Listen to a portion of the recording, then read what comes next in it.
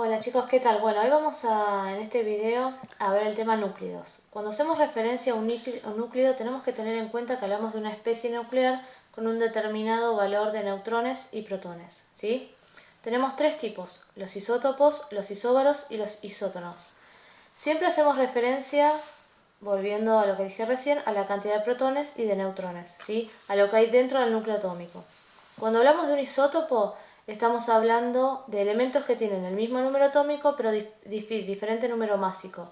Por lo tanto, si comparten el número atómico, estamos hablando del mismo elemento, ¿sí? Que tienen distinta masa.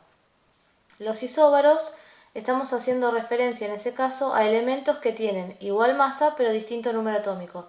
Diferentes elementos que comparten el mismo valor de masa atómica. Y cuando hablamos de los isótonos, hacemos referencia a elementos que tienen la misma cantidad de neutrones.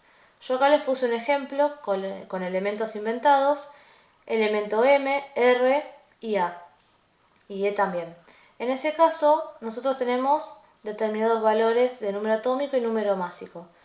La primera confusión que puede surgir, les puede surgir a ustedes con este tema, está relacionado a cómo nosotros anotamos acá el número atómico y el número másico. En el video anterior yo les había mostrado a ustedes el sodio y se los anoté como estaba en la tabla, con el número atómico arriba, el nombre del elemento que está debajo del símbolo y la masa, bueno, con los decimales, que nosotros lo ponemos redondeado, ¿sí?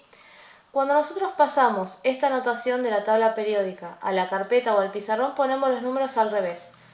Yo voy a poner arriba la masa y abajo el número atómico, ¿sí? En todos los casos. Entonces, por ejemplo, M tiene masa 6, número atómico 3. La primera pregunta que tengo que responder es ¿qué elementos son isótopos? Vamos a mirar, dijimos que un isótopo es el mismo elemento que tiene distinta masa. Los elementos que se repiten acá son los elementos M. Y si miro las características, los números que tiene número atómico 3, masa 6, masa 8 y masa 7. Entonces, ¿qué elementos son isótopos? M, M y M. En los tres casos tengo número atómico 3, masa 6, masa 8 y masa 7. Tengo tres isótopos del elemento M. La pregunta B me dice ¿cuántos isóbaros hay? Siempre que a nosotros nos hacen una pregunta respecto de este tema, pensemos en la definición. Isóbaros eran elementos distintos que tienen la misma masa. Entonces vamos a ver solamente el número que está arriba que dijimos que era la masa atómica. Tengo 6, 25, 25, 8, 23 y 7. ¿Comparten masa entonces el elemento R y el elemento A? ¿Cuántos isóbaros hay? Es la pregunta. La respuesta sería, hay dos isóbaros. En este caso dijimos que los dos isóbaros son R25 y A25. Esos son los dos elementos isóbaros que tenemos en este caso. Y la tercera pregunta nos dice, ¿hay isótonos?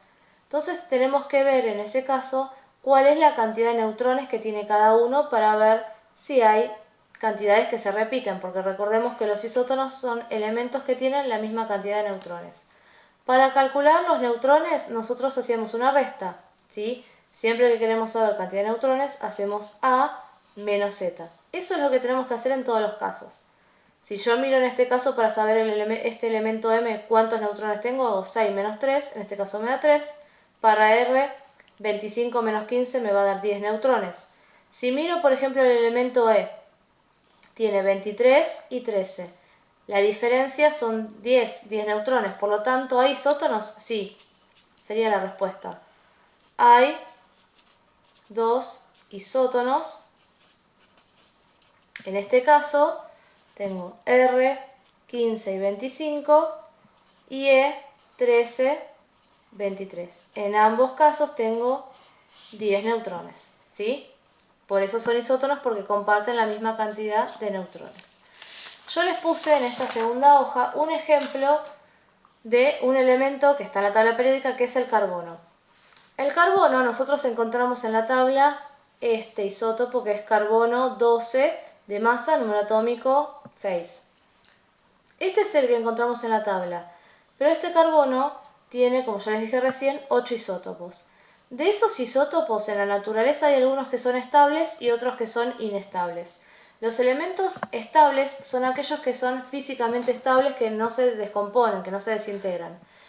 Lo contrario de lo que pasa con los inestables, que algunos, en realidad todos, comparten la característica de que tienen un núcleo radioactivo, ¿sí? Se descompone naturalmente. Solamente entonces de estos 8 isótopos, los estables son carbono 12 y carbono 13.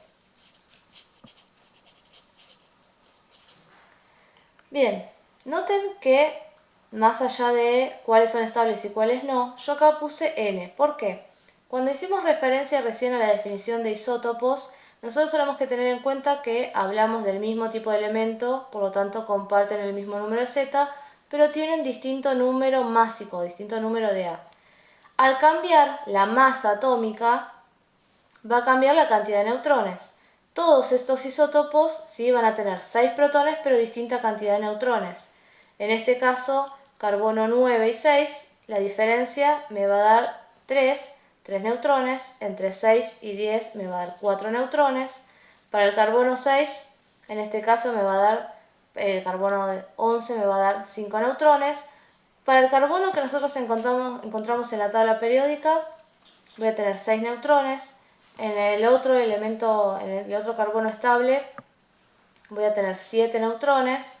Para el carbono 14, que es el que ustedes habrán escuchado muchas veces en las noticias y demás, porque se utiliza para datación, voy a tener 8 neutrones. Para el carbono 15 voy a tener 9 electrones y para el carbono 16 voy a tener 10 neutrones. Fíjense en cómo varía la cantidad de neutrones a medida que varía la masa, ¿sí? Bien, esto es para reforzar un poquito la definición de isótopos. Pero tenemos que tener en cuenta, volviendo a lo que yo les dije recién, que los isótopos se pueden clasificar en estables o inestables, de acuerdo a si se descomponen o no. Los elementos, o los isótopos mejor dicho estables, que son los que no se descomponen, son aquellos que los podemos encontrar en la naturaleza y tienen distintos usos. Pero para darnos un ejemplo de la cantidad que hay, si nosotros pensamos en todos los elementos que están en la tabla periódica y tomamos los primeros 82, de esos primeros 82 elementos que hay en la tabla periódica, nosotros vamos a tener 80 elementos que son estables de la tabla. Dentro de estos elementos estables vamos a encontrar diferentes aplicaciones prácticas. Elementos, sino isótopos estables. Un isótopo del hidrógeno es el deuterio, que tiene el doble de la masa. Fíjense que la masa es 2. En este caso, el deuterio se utiliza para hacer diferentes mediciones en medicina, más específicamente en nutrición. Y otro ejemplo de un isótopo estable que se utiliza comúnmente es el nitrógeno 15, que se le suele utilizar mucho en agricultura. La mayor parte de los elementos estables se utilizan para hacer mediciones en el agua, en el suelo, ¿sí? En el aire, y para eso lo que se hace es, se toma la cantidad que hay de un isótopo en una determinada muestra, cómo se distribuye ese isótopo en la muestra y la proporción que hay, ¿sí? Con esas mediciones se llegan a hacer diferentes estudios referidos a los temas que mencionamos recién. Dentro de los isótopos inestables, que son aquellos que se descomponen radioactivamente, tenemos que tener en cuenta que estos elementos que se descomponen solos tienen un tiempo, algo que llamamos vida media o semivida, que es el tiempo que tarda en desintegrarse la mitad de la muestra, la mitad de la cantidad de los átomos que hay en una muestra. Ese periodo de semivida o vida media varía dependiendo del isótopo. Por ejemplo, en el carbono 14, que yo se los había mencionado en el ejemplo anterior, tiene una semivida o vida media de 5.730 años.